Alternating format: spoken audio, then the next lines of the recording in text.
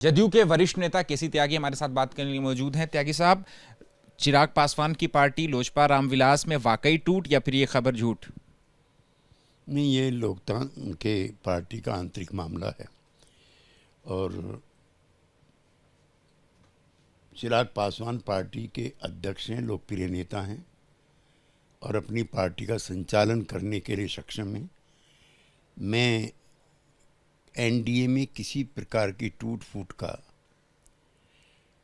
तेजी से खंडन करता हूं। एनडीए मोदी जी के नेतृत्व में और एलजेपी चिराग पासवान के नेतृत्व में इंटैक्ट है और इसको कोई खतरा नहीं। लेकिन ये जो खबर है ये इसलिए भी उठी क्योंकि 25 तारीख को पशुपतिनाथ पारस गृह मंत्री अमित शाह से मुलाकात करते हैं। उसके बाद चिराग पासवान कल दिन भर अपने पार्टी के शीर्ष नेताओं से जो है वो बैठक करते हैं, फिर दिल्ली आकर के वो गृह मंत्री से भी बैठक करते हैं। तो कहीं ना कहीं आरजेडी जैसा कह रही है कि धुआं उठ रहा है तो आग कहीं ना कहीं लगी होगी। आरजेडी अफवाह फैलाने में, चरित्र हनन करने में, डिस इन्फॉर्मेशन कैंपेन संचालित करने में माहिर है और ये उसी रूमर मॉन्गरिंग फैक्ट्री का अंजाम है। अच्छा, एक आखिरी सवाल इस मुद्दे पर, क्या बीजेपी की तरफ से भी बैलेंस करने की कोशिश की जा रही है पशुपतिनाथ पारस को अगले विधानसभा चुनाव में विधानसभा के कुछ टिकट देकर के कहीं ना कहीं एक चिराग पासवान से बैलेंस करने की कोशिश? नहीं, ये सब काल्पनिक सवाल हैं। मैंने आपको बताया एनडीए इंटैक्ट है, बिहार का एनडीए भी इंटैक्ट है, ऑल इंडिया का एनडीए भी इंटैक्ट है। अफवाहें फैलाने से कोई पार्टी टूट जाती हो, खत्म हो जाती हो, मैं ऐसे नहीं मानता। जातिगत जनगणना का मुद्दा शांत होता अभी भी नहीं दिख रहा है। कल राजद ने पटना में एक बड़े प्रदर्शन की बात कही है। ये सब दिखावा है।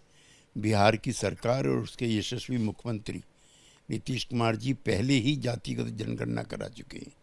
ऐसा कई अवसरों पर देखने को मिला है कि जब ऐसे मामले अदालत में जाते हैं, ख़ासतौर से आरक्षण को लेकर के, तो अदालतें उसके अनुरूप फैसला ना दे करके टाल देती हैं।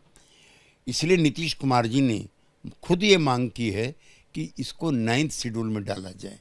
इन्हीं मांगों को लेकर के आरजेडी आंदोलन कर चुकी है, जिसको पहले से ही नीतीश कुमार अंजाम दे चुके हैं।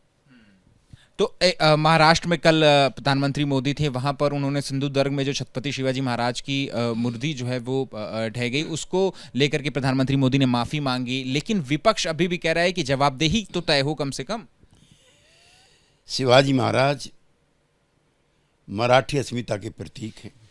सभी दल उनको पूज्य के रूप में स्वीकारते हैं। उनकी मूर्ति का जिस तरह से गिरना हुआ, ढहना हुआ, खराब होना हुआ, वो सभी के लिए अफसोस की और लज्जा की बात रही। मैं प्रधानमंत्री की उदारता की प्रशंसा करना चाहता हूँ। उन्होंने किस तरह से श्रद्धा भाव से माफ़ी मांगी है, उसके बाद ये प्रकरण समाप्त हो जाना चाहिए। विरोधी दलों को तिल का पहाड़ बनाने की आदत है। लेकिन विपक्ष भी तो ये यहाँ तक कह रहा है कि आखिर प्रधानमंत्री की माफ़ी जो है वो नाकाफ़ी है। जो लोग इसमें लिप्त हैं वो तो डिप्टी सीएम और सीएम का इस्तीफा तक मांग रहे हैं कि सीएम ने अपने करीबियों को कॉन्ट्रैक्ट दिया। इस तरह की घटनाएं गांधी जी, सुभाष चंद्र बोस, जवाहरलाल नेहरू, अटल बिहारी वाजपेयी की चित्रों के साथ भी और मूर्तियों के साथ भी कई बार हो चुका है। तो ये बात का बतंगड़ बना करके एक राजनीतिक विमर्श नए तरीके से खड़े करने के ये विपक्ष के प्रयास है। कंगना रनौत बीजेपी की सांसद और बॉलीवुड अभिनेत्री, उनका बड़ा आरोप है कि उनकी फिल्म जो आने वाली है इमरजेंसी, उसको सेंसर बोर्ड ने सर्टिफिकेट नहीं दिया। इसके पीछे वो कह रही हैं कि सेंसर बोर्ड को धमकाया जा रहा है। उनकी पार्टी उनके व्यवहार को लेकर के पहले ही उनसे किनारा कर चुकी है। उनकी जानकारी होनी चाहिए कि सेंसर्ड बोर्ड भी इंफॉर्मेशन एंड ब्रॉडकास्टिंग मिनिस्ट्री के तहत एक संवैधानिक संस्था है और हम सब लोग संवैधानिक संस्थाओं का सम्मान करते हैं। उनके विरुद्ध किसी भी प्रकार की टिप्पणी करना शासक दल के लोगों के लिए उचित नहीं। कंगना का आप नाम भी नहीं ले रहे हैं और उनकी मुलाकात बीजेपी के राष्ट्रीय अध्यक्ष जेपी नड्डा से हुई थी। वहां पर भी उनको जो है ये कहा गया, साफ साफ मनाही दी गई कि पॉलिसी के मुद्दों पर अपनी जबान जो है वो ना खोलें, ज़्यादा बात ना करें। ये भी पॉलिसी मैटर है कि एनडीए के सभी घटक दल संवैधानिक संस्थाओं का सम्मान करें और ये चेतावनी उन लोगों के लिए भी है जो अनलगल प्रचार करके नाम कमाने की फिराक में रहते। मतलब कि कंगना अभी भी मानी नहीं है, वो भी अभी भी ऐसी बातें कह रही हैं जिसके लिए पार्टी की तरफ से उनको पहले किनारे रखा। नहीं, मुझे टिप्पणी करने की इस पर इसलिए आवश्यकता नहीं कि बीजेपी का समूचा नेतृत्व उन्हें सिरे से खारिज कर चुका है।